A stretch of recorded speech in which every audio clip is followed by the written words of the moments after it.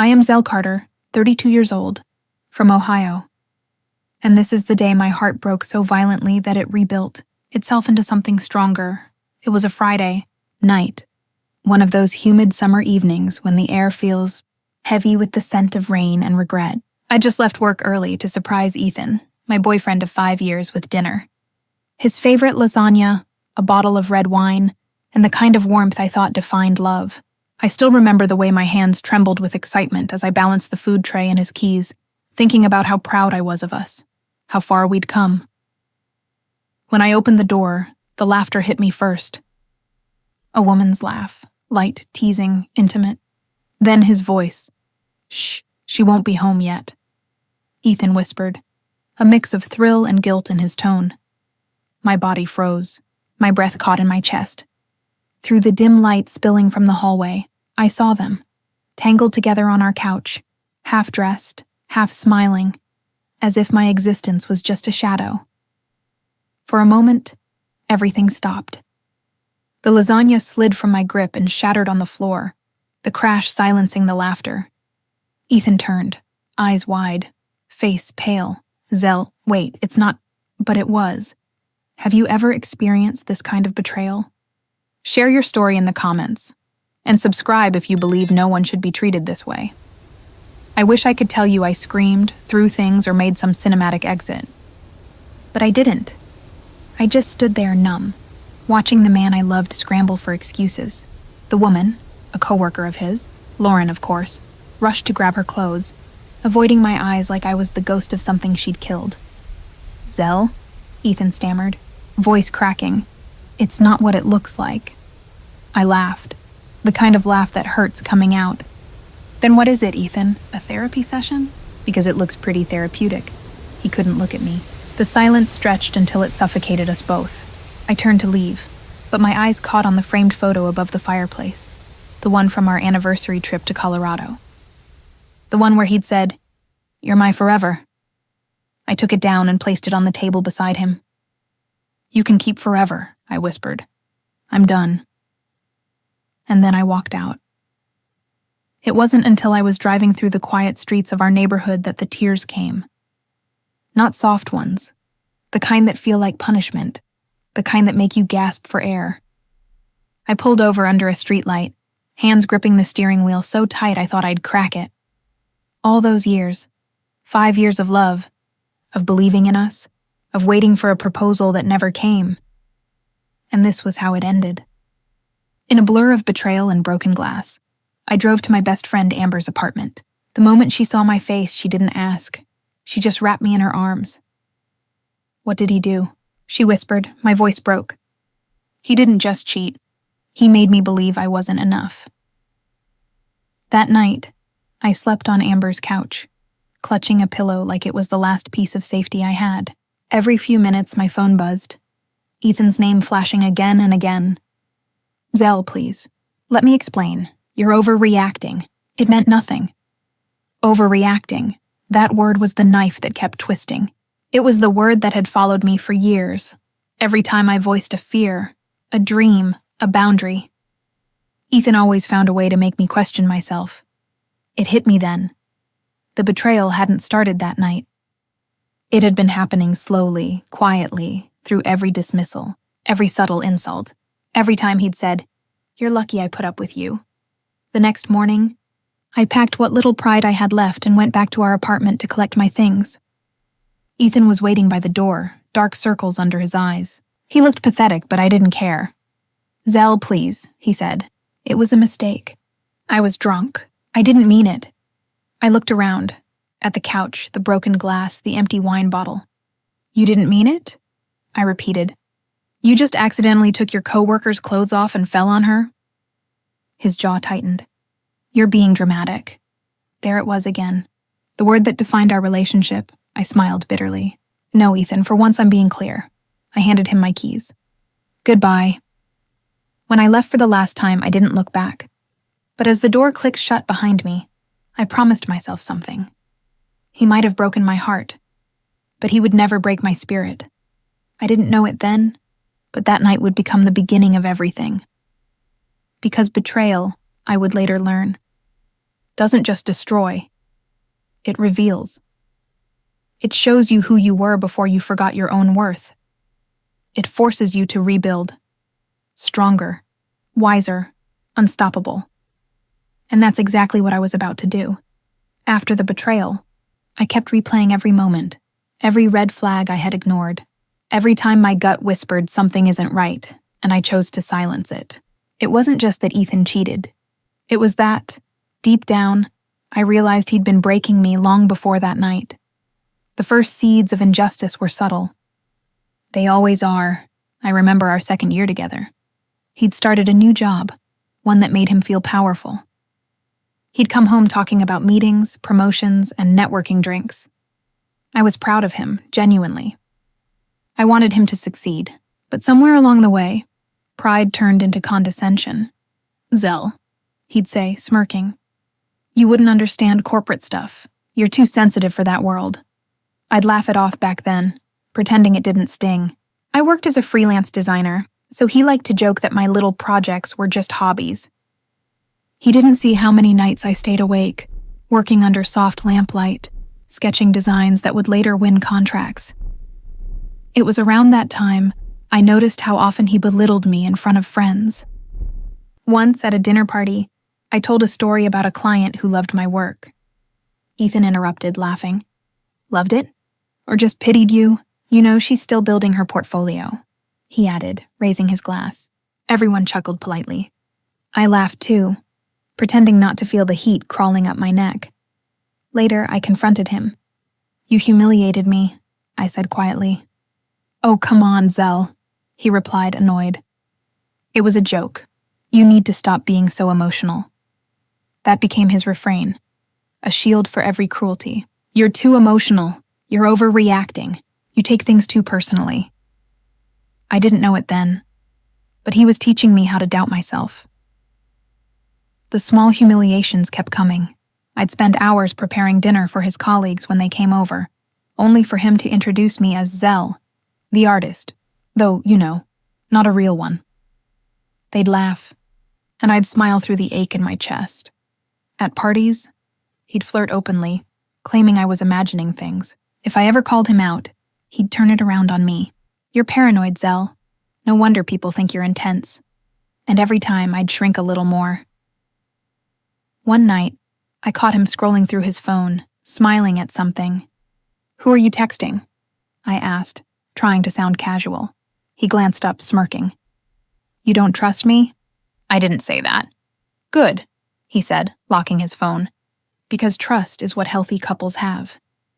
He kissed my forehead like he was rewarding a child for good behavior, then rolled over to sleep. I lay awake beside him, staring at the ceiling, wondering why I always felt small. It wasn't always bad, of course. That's what made it confusing. He had a way of reeling me back in right when I thought about leaving. Flowers after a fight. Breakfast in bed after a cruel comment. It's hard to walk away from someone who occasionally reminds you of the person they pretended to be at the start. Then came the favoritism. Not toward other women this time, but toward his career, his image, his family. His mother, in particular, never liked me. "You're too soft," she once said. "Ethan needs someone who can push him." He didn't defend me. He just smiled and said, "She means well." At Christmas, when I gave her a handmade scarf, she frowned and said, "Oh, I thought you'd buy me something nice this year." Ethan laughed and said, "See, Zelle, Mom's honest. You can't be so sensitive." I remember looking at them, two people who thought love was about control, and realizing that's what he'd learned from her. By our 4th year together, I was walking on eggshells daily, every word, every choice, every outfit. I weighed them carefully to avoid his disapproval. I stopped bringing up my ambitions.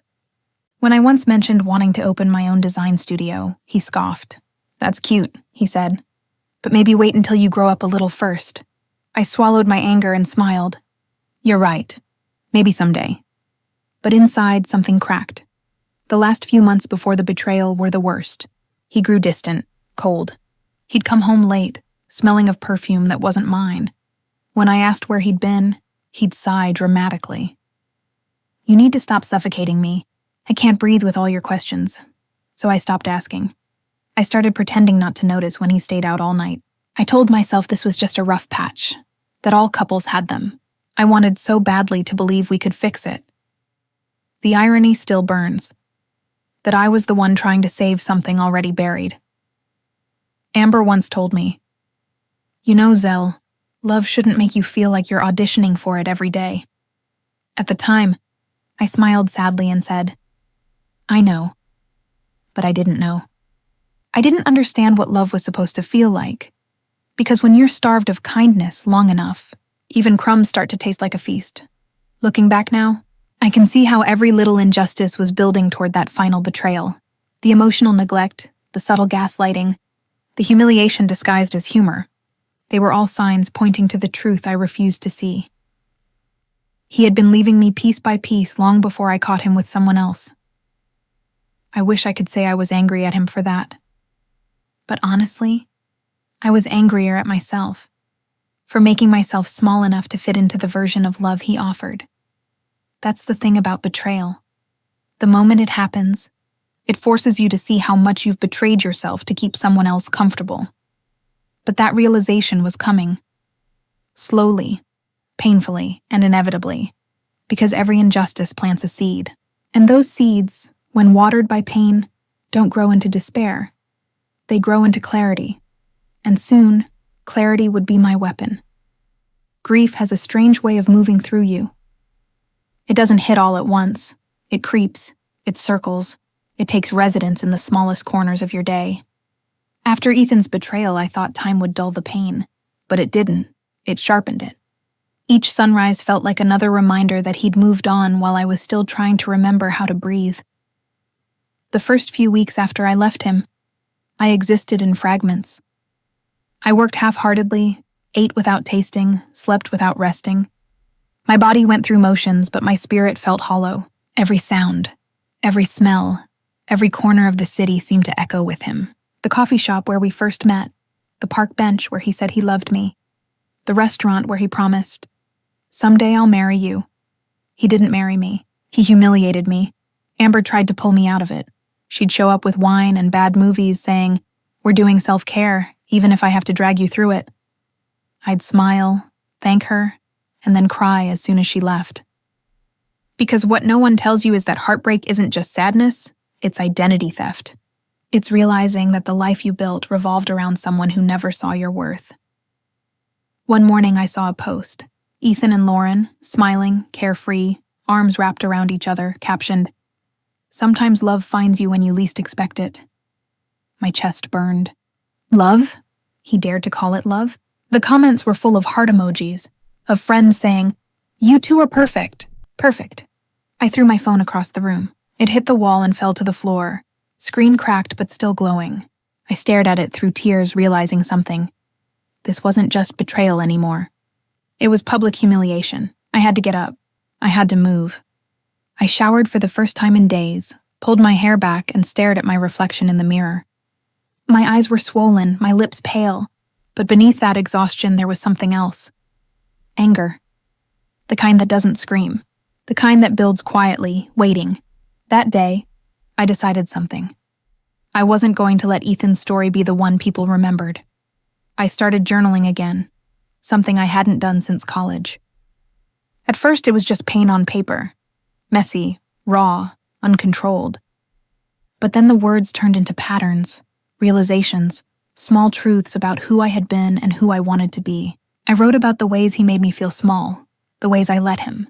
I wrote about the girl who used to believe love meant patience, even when it hurt. That's when I saw it, the shift.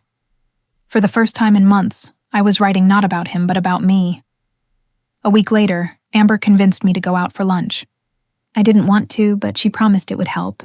We went to a small cafe downtown, the kind that smelled like cinnamon and roasted coffee beans. Halfway through our meal, laughter erupted from the table behind us. I froze. I knew that laugh, Ethan. I turned slightly. He was sitting there with Lauren, just a few feet away. My heart hammered, but I forced myself to breathe. He noticed me almost instantly, eyes widening, then darting away like a coward. Amber whispered, "You okay?" I smiled tightly. "I'm fine, I wasn't fine." But I wasn't broken either. Then I heard Lauren's voice. It's weird, isn't it? How some people just can't handle being left. I blinked. My jaw clenched. I wanted to scream, to throw their coffee in their smug faces. But instead, I leaned back, let out a shaky laugh, and whispered to Amber, "Let's go." As I stood up, I caught Ethan's eye. For a moment, I saw panic flicker there, like he expected a scene. But I didn't give him one. I just looked at him the way he once looked at me, like he was invisible. And that hurt him more than anything I could have said. That night, I sat on my balcony, watching the city lights blur through my tears. My phone buzzed. "Ethan Zelle, please stop glaring at me in public. It's awkward." I laughed out loud. "Awkward?" I whispered. "You haven't even begun to feel awkward." Then another text came. "You're acting crazy again." Just move on already, that word, crazy. The one he always used to silence me. Something snapped. I typed back, "You don't get to define me anymore." And then I blocked his number. That was the moment. The breaking point. Because I realized it wasn't just him I needed to walk away from. It was the version of myself who kept accepting less than she deserved. The next morning, I woke up with a strange clarity. The pain was still there, but it was cleaner now, like a wound finally healing instead of festering. I went for a run, something I hadn't done in months.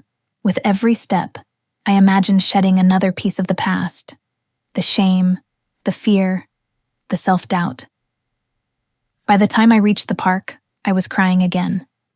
But this time, they were tears of release. I sat on a bench staring up at the sky and said softly, "I forgive you, Zelle. Not him, just you." That sentence felt like freedom. Amber called that evening. "You sound different," she said. "I feel different," I told her. "I'm done waiting for an apology that'll never come." She smiled through the phone. "So, what now?" I looked around my apartment, the sketches scattered across my desk, the empty canvas leaning against the wall. "Now," I said, "I start over. They say breaking points are the end. But for me, it was the beginning. Because once you realize you've been living in someone else's shadow, stepping into the light feels terrifying. But necessary. And that's exactly what I was about to do. The days after my breaking point felt strangely quiet. Not peaceful, just empty. Silence became my new companion. And sometimes, it was louder than any argument Ethan and I had ever had. At first, I thought I wanted solitude. I told myself I needed space to heal, to think, to figure out who I was without him. But the truth? The silence was brutal. It echoed with memories I didn't ask for. His laugh, his touch, his words that still clung to me like bruises. I'd wake up in the middle of the night expecting him to be beside me. I'd reach out instinctively, only to find the cold indentation of absence. It was haunting how habit outlived love. I tried to distract myself. I cleaned the apartment until it smelled of lemon polish and bleach. I rearranged furniture, boxed up reminders of him, deleted old photos. Yet every time I thought I'd erased him, he found a way to reappear. The smell of his cologne on a sweater I'd forgotten to wash. A playlist we made together. A coffee mug with a crack in the handle that he said was ours. Healing, I was realizing, wasn't neat. It was a slow crawl through mess and memory. One morning, I stood in front of the mirror, studying the woman staring back. She looked tired, like she'd survived a storm but hadn't found shelter yet. My reflection whispered, "You're not enough," and I believed it for a moment. Ethan's voice echoed in my head. "You're too emotional. Too sensitive. Too much." That was the hardest part of leaving someone like him, the realization that his voice had become my inner one. I needed to reclaim my silence. To make it mine again, so I made a list, not of goals or dreams, just tiny human things. Wake up before 9, eat breakfast, take a walk without crying, draw something. Even if it's ugly, they sound simple. But they were lifelines. I started sketching again, tentatively at first. My pencil felt foreign in my hand, like it belonged to someone braver. The first few pages were messy. Shaky lines, incomplete faces, hollow eyes. But the more I drew, the more it felt like breathing. Amber called almost every night, checking on me. Sometimes I answered. Sometimes I didn't. When I did, she'd say, "You don't have to rush this, Zelle. Healing isn't a race." I'd laugh softly. "Feels like I'm still stuck at the starting line." "Maybe," she'd say, "but at least you showed up to run." Then came the loneliness that felt like physical weight. It showed up in grocery stores, in crowded cafes, in the middle of conversations. It wasn't about being alone. It was about being unseen. People meant well. They said things like, "You'll find someone better," or "It's his loss." But none of it helped. What I wanted wasn't another person. I wanted to remember who I was before I gave everything away. Sometimes I'd scroll through social media late at night and see Ethan and Lauren still posting. Their perfect smiles, their perfect captions. I'd hate myself for looking, but I couldn't stop. Pain, I realized, can be addictive when it's all you know. One night, after another mindless scroll, I finally whispered to myself, "No more." I deleted my accounts. The silence that followed wasn't empty. It was clean. A few weeks later, Amber convinced me to attend a small art fair downtown. "You used to love these," she said. "You need to be around color again." I didn't want to go. I didn't want to be around people. But she was right. I'd spent too long hiding. When we arrived, the air was filled with the scent of coffee and paint, the chatter of vendors and customers. For the first time in months, I felt something other than grief. Curiosity. I wandered between stalls, eyes tracing over vibrant canvases, handmade jewelry, sketches of cityscapes. At one booth, an older woman smiled at me. "You have the eyes of an artist," she said. I blinked. "I used to be one," she tilted her head. "Used to be? Art doesn't leave you, dear. You just have to stop leaving it." Her words struck something deep. I bought a small notebook from her, a handmade sketch journal bound in soft leather. When I got home that night, I opened it and stared at the blank first page. It felt like standing at the edge of a cliff, terrified but exhilarated. I began to draw again. Not for clients, not for validation, just for me. And slowly, the world started to feel less gray. There were still bad days.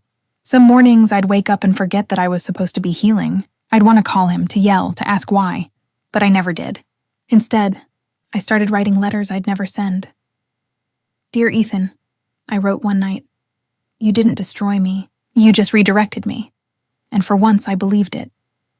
It was around this time that I began to understand the difference between loneliness and solitude. Loneliness was painful. It demanded to be filled. Solitude, though, was powerful. It was quiet, deliberate, and healing.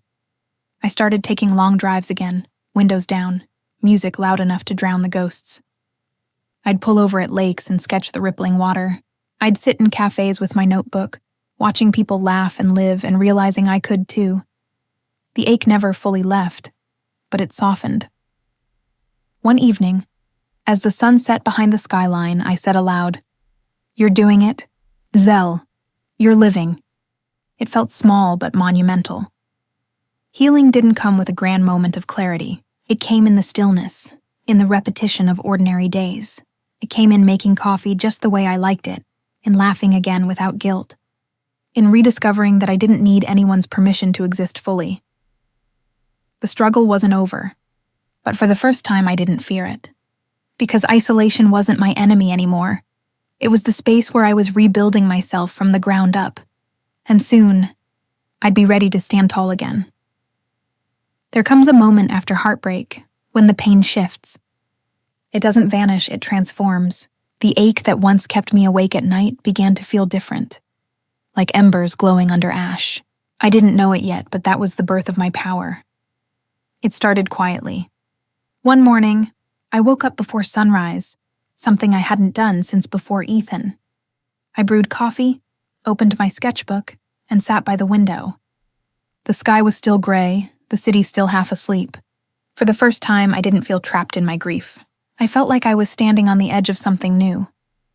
I began drawing again.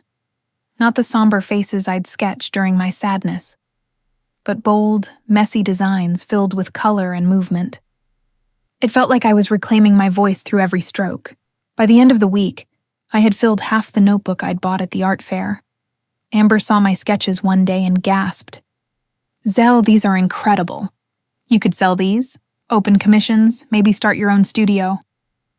I laughed nervously. "I don't know, Am. That's a big step." She looked at me like she was seeing a different person. "You've already taken the hardest step. You left him. The rest? That's just living." That night, I sat with my laptop and typed freelance designer startup grants. The old version of me would have doubted she was good enough. But that night, I wasn't her anymore. I applied for 3 small business programs before I could overthink it. Over the next few days, I built a simple portfolio site. Every design, every color choice, every word on that screen felt like a rebellion. It was me saying, "You tried to erase me, but I'm still here." The first time I hit publish, I cried. Not out of sadness, out of freedom, but growth doesn't come without ghosts. One evening, while scrolling through my emails, I saw his name. Ethan. My stomach turned. I hadn't heard from him in months. Against my better judgment, I clicked. "Hey, Zelle, I saw your new website. Looks good. I'm glad you're doing something productive now." Productive. As if my healing, my art, my new life was just some hobby. Then another line. "Lauren and I are getting engaged. Thought you should hear it from me before you see it online." My hands trembled. The old me would have cried. But instead, I laughed, because his message wasn't power. It was fear disguised as arrogance. He wanted to remind me he'd moved on. What he didn't realize was that I already had. I didn't reply. I didn't need to. Silence, I'd learned, was its own kind of power. A week later, I received an email from one of the grant programs I'd applied to. My heart raced as I opened it. "Congratulations, Zelle Carter. You've been selected for our small business mentorship initiative." I screamed so loud Amber thought I'd hurt myself. "And I got it!" "I got the grant." She hugged me tight. "You see? You didn't need him. You never did." That night, we celebrated with cheap champagne and takeout. For the first time, my laughter wasn't forced. It was full. The mentorship program paired me with a woman named Leah, a branding expert who'd built her own company after leaving a toxic relationship. On our first call, she said, "You're not starting over. Zelle, you're leveling up." Something about her confidence was contagious. Under her guidance, I began transforming my freelance work into a full-fledged brand, ZC Designs. I poured my story into every logo, every client pitch, every creative decision. Within months, I started getting steady projects, then bigger ones. Each client review felt like a brick in the foundation of the life I was rebuilding. But with success came whispers. Mutual friends started reaching out. "Ethan's been asking about you," one said. "He saw your name on a new campaign." Apparently, my work had started gaining traction, enough that even his company noticed. I smirked. Let him watch. Because the best revenge isn't shouting your pain. It's letting your success speak in volumes he can't silence. One afternoon, while finalizing a design contract, I received a LinkedIn message from Ethan's company. "Hi, Zelle. We're seeking creative consultation for an upcoming rebrand. Would you be interested in a meeting?" I stared at the message, almost laughing. Life had a sense of irony, didn't it? I accepted the meeting, not out of pettiness, but because that was the moment I realized how far I'd come. The day of the meeting, I walked into the same cafe where I had caught him months ago. My heart pounded, but my head was clear. I wore a sharp black blazer and carried a folder of my designs. Ethan was there. Of course he was. When he saw me, his face froze. "Zelle?" he stammered. "You're the consultant?" I smiled, calm and deliberate. "I am. Should we start?" He blinked, clearly unprepared. The woman sitting next to him, his company's marketing director, extended her hand. "Zelle, I've heard great things about your work. Your designs are bold, emotional, and authentic. Exactly what we need." "Thank you," I said, my eyes never leaving Ethan's. I believe authentic storytelling is everything. The meeting went smoothly. Every time I spoke, I saw Ethan shrink a little more. He couldn't interrupt me, couldn't belittle me, couldn't control the room anymore. I owned it. When it ended, the marketing director smiled. "We'll be in touch." "You're a breath of fresh air." Ethan opened his mouth. "Zelle," I turned to him, "save it. I don't need your validation anymore. And then I walked away. That night, I sat on my balcony again, the same spot where I'd once felt broken. The city lights glittered below, but this time they felt like they were shining for me. Amber called. "How'd it go?" I smiled. "Let's just say, he finally saw what he threw away," she laughed. "Revenge looks good on you." "It's not revenge," I said quietly. "It's closure." But deep down, I knew it was both. That was the beginning of my transformation. The pain that once defined me had become fuel. The silence I once feared had become my strength. And the woman who once begged for love was now too busy building an empire to care who doubted her. This was my discovery of power. Not just over him, but over myself. Because true power isn't loud. It's quiet. It's when you realize you never needed their approval. You only ever needed your own. After the meeting with Ethan's company, something inside me shifted again. Not like the sharp burn of anger this time, but a quiet, deliberate kind of control. The type that comes from knowing the power has finally tilted your way. For weeks, I moved differently. I walked taller. I spoke clearer. Every step I took, I could feel that version of myself. The small, uncertain woman who once lived in his shadow, fading into memory. But the universe wasn't done with irony. 2 days after the meeting, I got an email from the company's marketing director. "Hi, Zelle. We loved your concepts. The leadership team would like to move forward with you as our lead design consultant. We'll finalize the contract next week." My heart skipped. This was more than a professional win. It was poetic. The same company that once mocked my work, the same man who told me I wasn't cut out for the real world, now needed me. Amber was the first person I called. "Oh my God, that's perfect," she said. "You know what this means, right?" I smiled into the phone. "It means I finally get to show them exactly who they underestimated." Still, I wasn't reckless. I didn't want revenge through destruction. I wanted revenge through truth. Slow, elegant, undeniable. I spent the next week preparing for my role. My designs for their rebrand were intentional, modern, powerful, subtly woven with emotion. I poured everything I'd learned from my pain into that work. But I also started digging. I'd heard rumors from the industry. Ethan's department had been underperforming. The company's board was pressuring management to shake things up. And Ethan, Mr. "You're lucky I put up with you," was dangerously close to losing his job. The thought didn't bring me joy exactly. It brought balance. The first project meeting took place on a crisp Monday morning. I arrived early, laptop ready, heels clicking with precision. When Ethan walked in, his face was pale again. That same stunned look he had when he saw me the first time. "Zelle," he said stiffly, forcing a polite smile. "Good to see you again." "Likewise," I replied smoothly. "I'm excited to collaborate." He nodded, pretending confidence, but I could see the tension in his jaw.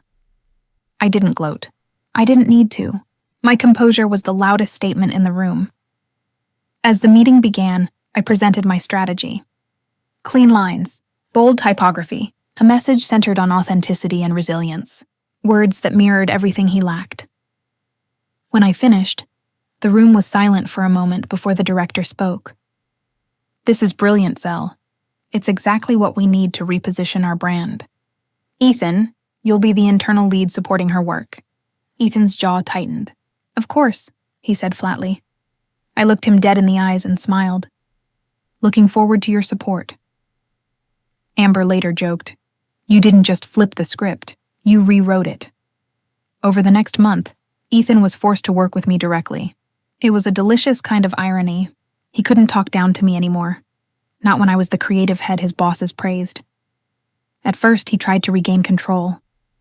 He'd send passive-aggressive emails. "Just a few minor tweaks," he'd say, attaching half-baked suggestions. I replied with equal calm. "Thank you, Ethan. I'll review your feedback."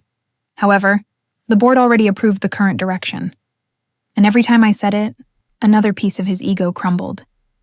But my goal wasn't just to watch him fall. It was to rebuild myself higher. Outside of work, life was thriving. My company was gaining momentum. Word spread about my designs, and clients began pouring in. I hired 2 assistants, both women who had stories like mine, undervalued, overlooked, but endlessly talented. Together, we built something that wasn't just a brand. It was a statement. I also started sharing parts of my journey online. Not the heartbreak itself, but the lessons from it.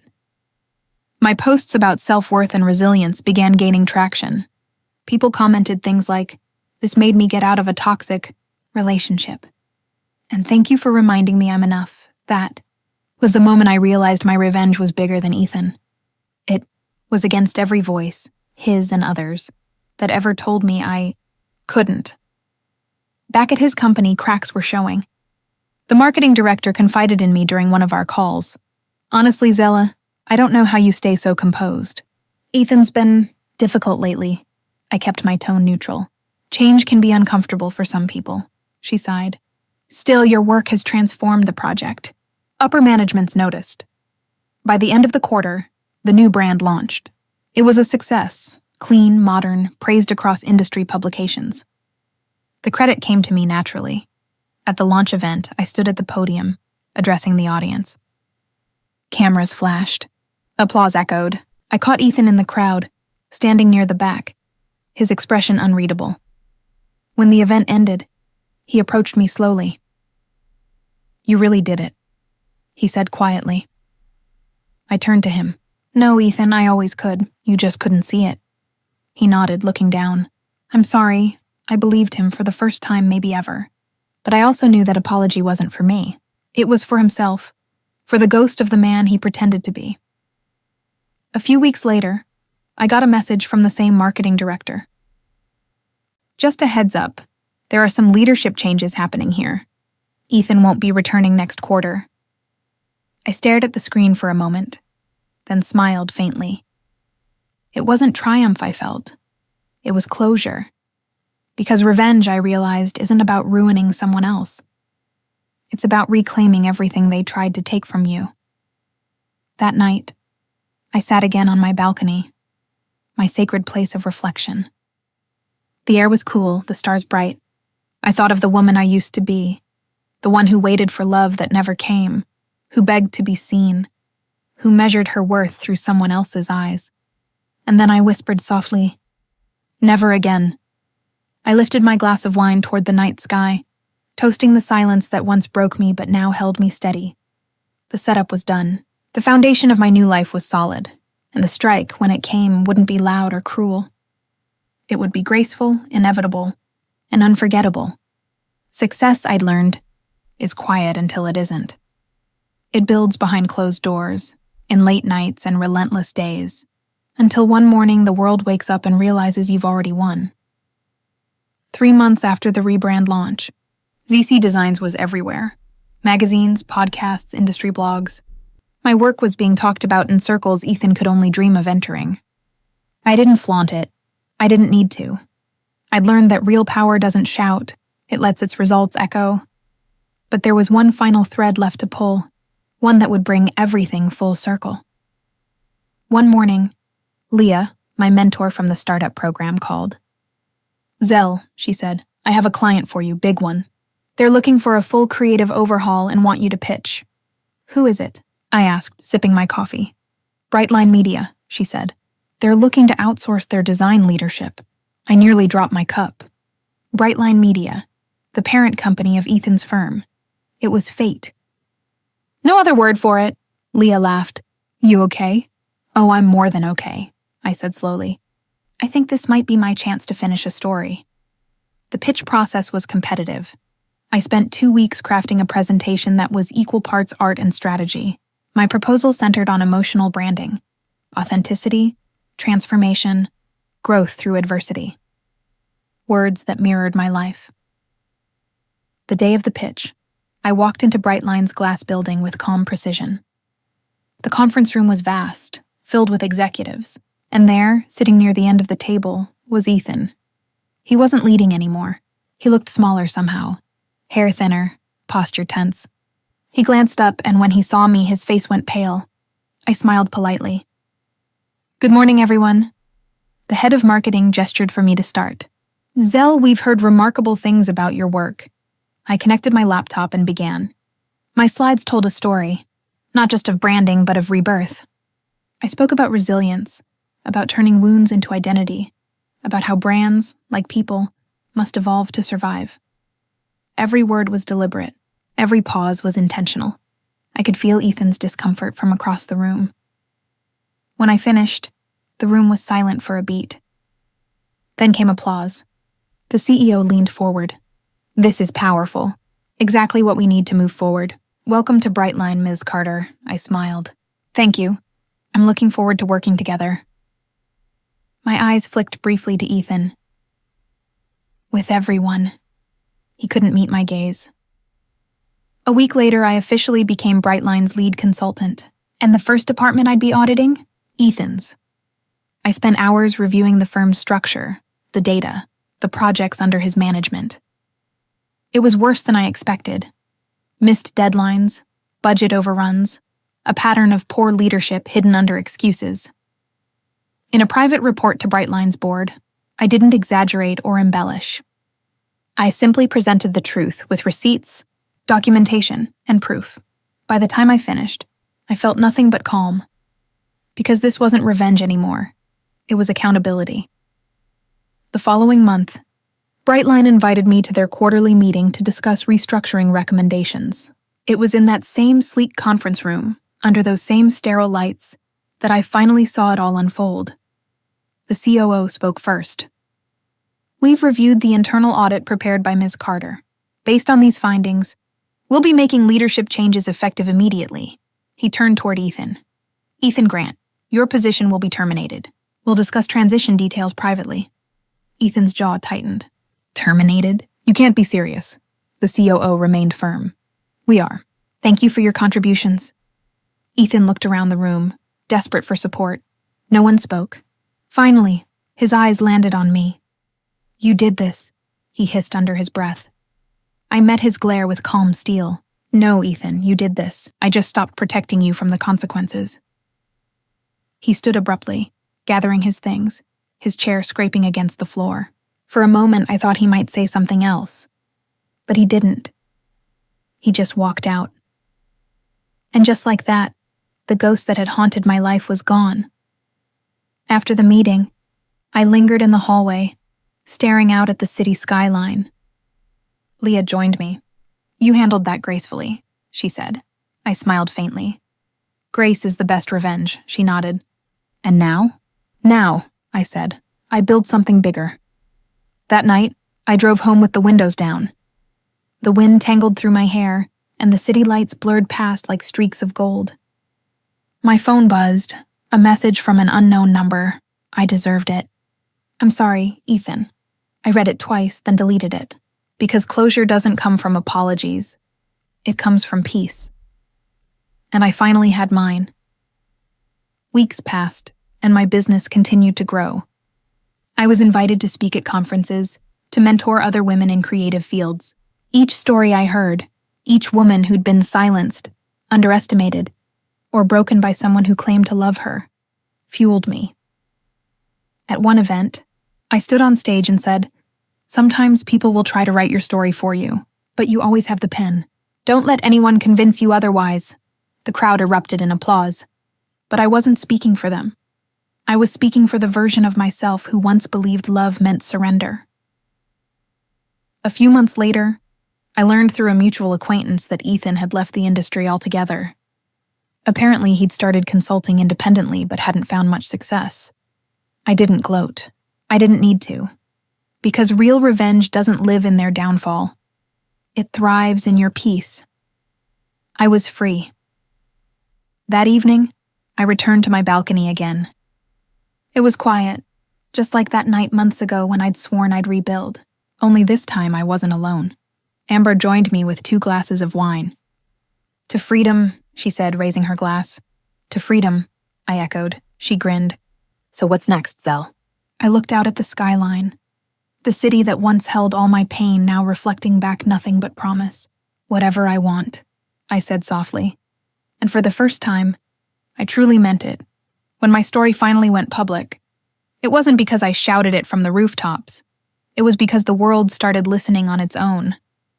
My designs had begun attracting attention from magazines and online platforms, but it was one particular interview that changed everything. A lifestyle magazine reached out one afternoon. The journalist, a woman named Celeste, said she wanted to feature female creatives who turned pain into power. When she asked if I'd be open to sharing my journey, I hesitated. My instinct was to stay quiet, to keep my wounds private, but then I thought about how many women were still sitting in the dark, doubting themselves because of people like Ethan. So I said yes. The day of the interview, Celeste and her photographer came to my studio. The walls were covered with sketches, color palettes, and concept boards, my creative chaos, my sanctuary. As the camera clicked, she asked softly, "What was your turning point?" I looked around the room, at the life I had built from ashes. "When I stopped needing to be chosen," I said. "When I realized I was never asking for too much. I was just asking the wrong person." She nodded, eyes glimmering. "That's powerful." We talked for hours. About the toxic relationship, about rediscovering art, about rebuilding from nothing. I never mentioned Ethan by name. I didn't have to.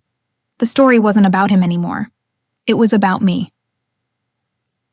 When the article was published, the headline read, "She lost everything, then designed her way back to herself." It went viral within days.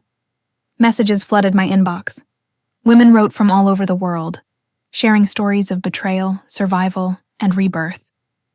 Some said my words gave them courage to leave relationships that were breaking them. Others just wrote, "Thank you for reminding me I'm not alone." That was the true reckoning.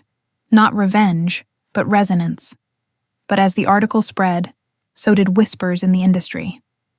People began connecting dots. The man who once called me unstable, unprofessional, too emotional, his reputation crumbled quietly in the background. He'd become a cautionary tale in corporate circles, the executive who underestimated the wrong woman. I didn't celebrate it publicly. I didn't need to. My name was now associated with integrity and creativity. His was associated with regret. And somewhere in the middle of that shift, I found peace. Brightline invited me back to speak at their women's leadership event. The irony wasn't lost on me. Just months earlier, I had walked those halls as a consultant watching Ethan get escorted out. Now, I was returning as a keynote speaker. When I walked on stage, the applause was immediate. I stood under the lights, the faces of dozens of women looking back at me. "I used to think silence was strength," I began. "That if I just stayed quiet, worked harder, loved better, I'd finally be seen. But silence isn't strength, it's surrender. And you don't owe that to anyone." The room was silent as I continued, voice steady. "Someone once told me I was too sensitive to make it in this industry. What he didn't realize was that sensitivity is what makes me powerful. It's what makes me create. It's what makes me human. Never let anyone convince you your softness is weakness." When I finished, the applause roared through the room. Backstage, the event director hugged me. "That speech," she said, "will stay with every woman here." And for the first time in years, I believed it. My story had purpose beyond my pain. Later that evening, I checked my messages and saw one from an unfamiliar number. "You were incredible tonight. I'm proud of you. You don't owe me anything, but I needed to say that." It was from Ethan's sister, whom I hadn't spoken to since the breakup. I remembered how she used to look at me with quiet sympathy during family gatherings. She had seen what I went through but never intervened. "Thank you," I replied simply. "I wish him well, and I meant it." Because the most beautiful part of healing is realizing that forgiveness isn't about them. It's about freeing yourself. In the following months, ZC Designs grew faster than I could have imagined. We opened our first physical studio space in downtown Columbus. My small team turned into 10 incredible women. Each one had their own story of resilience. And together we created a workspace built on everything my past wasn't: respect, kindness, collaboration. During the opening party, Amber clinked her glass against mine. "You did it, Zelle. You turned your heartbreak into an empire." I smiled. "We did it," I corrected her. She grinned. "And you made it look easy," I laughed. "Oh, it wasn't, but it was worth every tear." As my story spread, invitations poured in, from conferences, podcasts, women's networks. Every time I spoke, I reminded myself, I wasn't just telling my story for me anymore. I was telling it for the women who hadn't found their voice yet. The more I spoke, the more I saw the shift in others.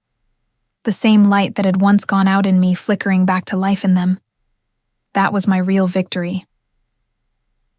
Months later, Celeste reached out again. "We're doing a follow-up feature on where you are now," she said.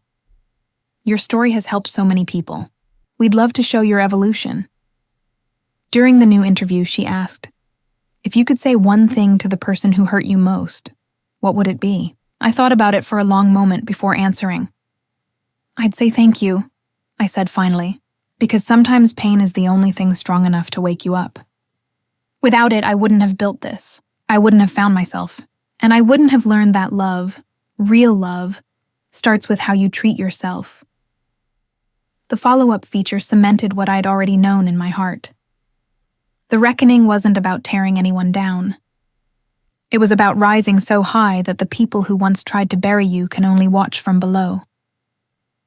That night, as I locked up the studio, I paused in front of one of my newest pieces, a painting I'd done between projects. It was abstract, fiery orange and deep blue swirls colliding in the center, titled Rebirth. I ran my hand over the frame and whispered, "We did it. Because this piece, this success, this purpose wasn't luck. It was the result of surviving every moment I thought I couldn't. Time has a way of softening sharp edges. Months turned into a year, and with each passing season, I could feel the distance between who I had been and who I had become stretching wider and wider. The pain that once felt endless had turned into quiet wisdom. Success wasn't new anymore. It had settled into my life like an old friend. My company thrived, my team expanded, and my name became synonymous with resilience. But what truly changed was my silence. It was no longer the silence of fear. It was peace. One morning, I woke before dawn and stood by the window of my apartment overlooking the city. The streets below glowed with the early hum of life, delivery trucks, joggers, coffee shops flickering awake. I thought of how many mornings I'd once dreaded, waking beside someone who made me question my worth. Now, I woke beside my dreams. People still reached out to me online, thanking me for my story, sharing their own in return. I made it a ritual to read a few messages each week, replying when I could. One read, "Your story saved me. I left my fiancé last month. I was terrified, but your words gave me courage." I sat with that for a while, tears threatening to fall. To think that something born from betrayal had become a beacon for someone else, it was almost poetic.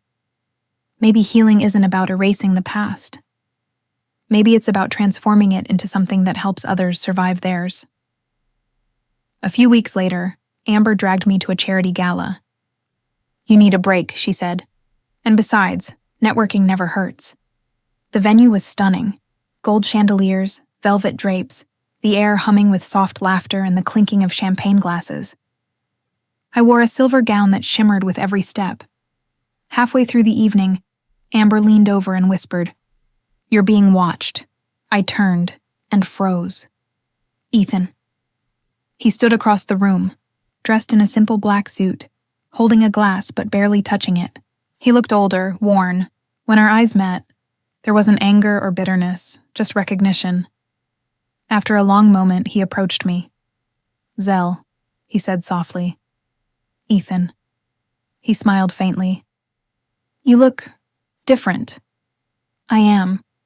We stood there for a second in the hum of conversation, the world blurring around us.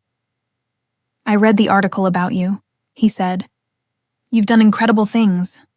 "Thank you," he hesitated. "I never wanted to break you." I met his eyes.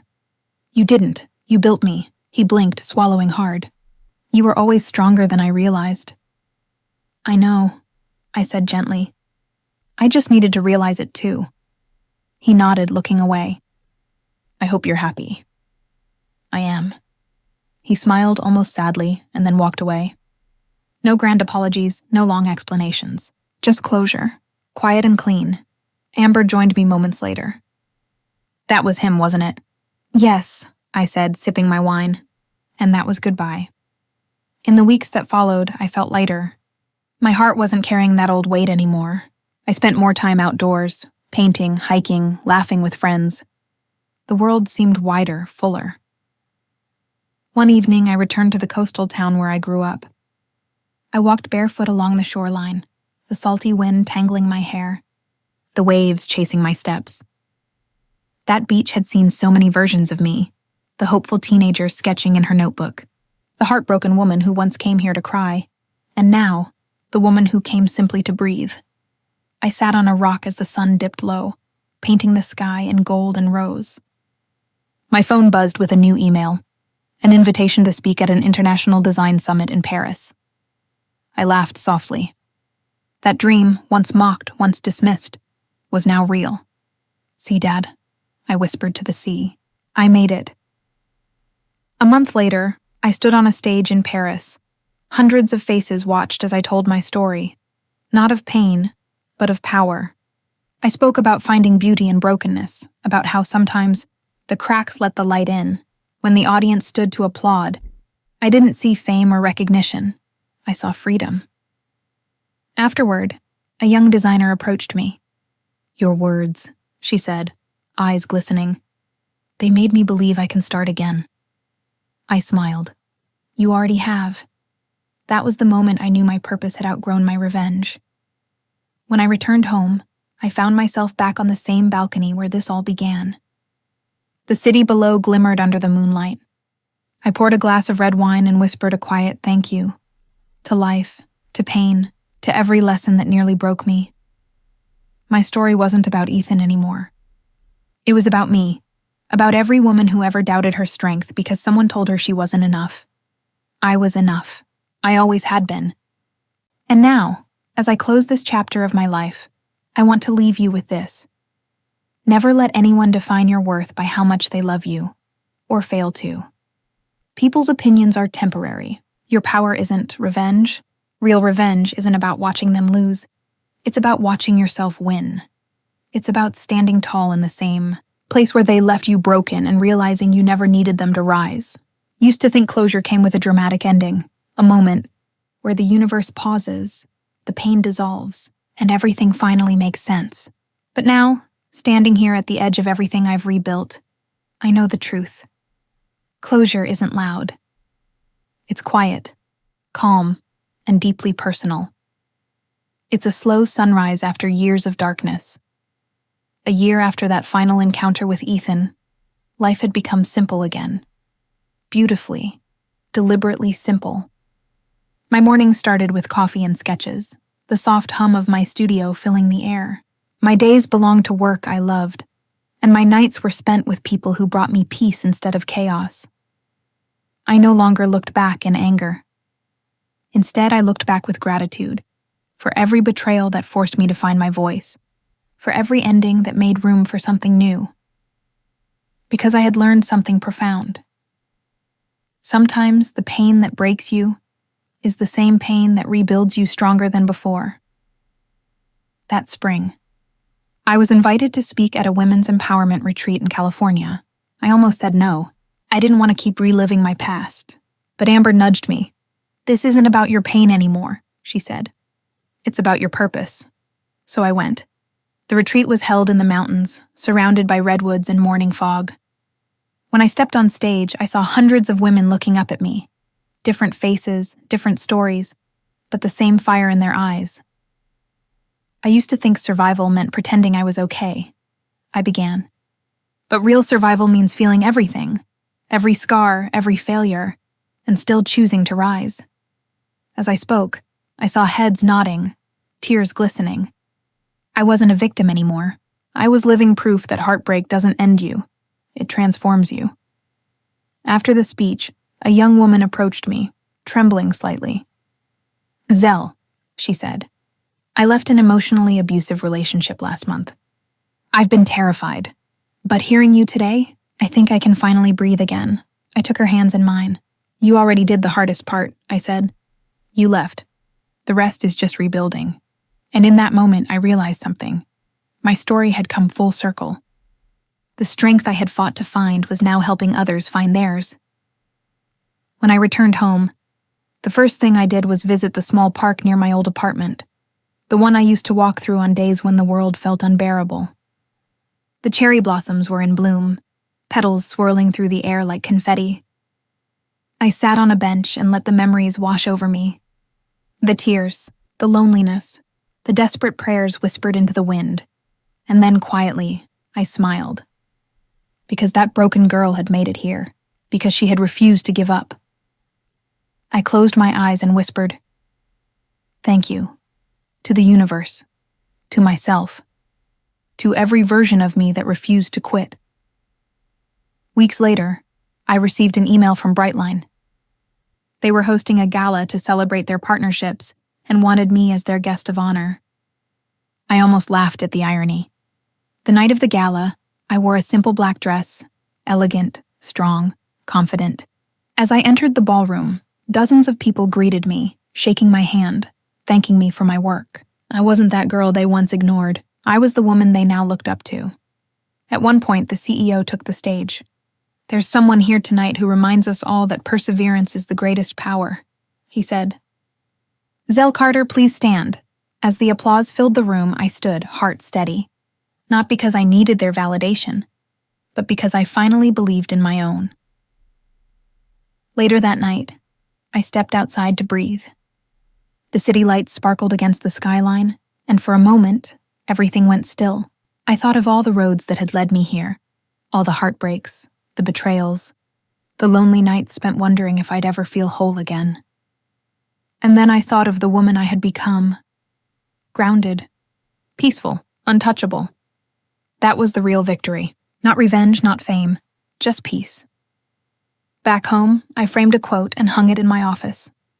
It read, "She remembered who she was, and the game changed." It was simple, but it captured everything I had learned.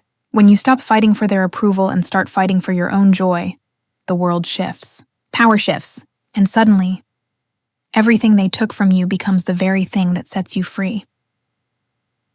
As I write these words, I think of you, the person listening, maybe hurting, maybe questioning your worth the way I once did. Listen closely. You will survive this. The betrayal, the loss, the heartbreak, it doesn't define you. It refines you. You will build a life so full of meaning that one day you'll look back and thank the pain for shaping you.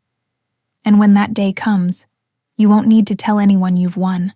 They'll see it in the way you smile, the way you walk, the way you no longer flinch when someone doubts you. That's real closure. Tonight, as the city hums outside my window, I raise a glass to the woman I've become, and to every woman who's still finding her way there. Here's to second chances. Here's to rebirth. Here's to finally becoming everything they said you couldn't.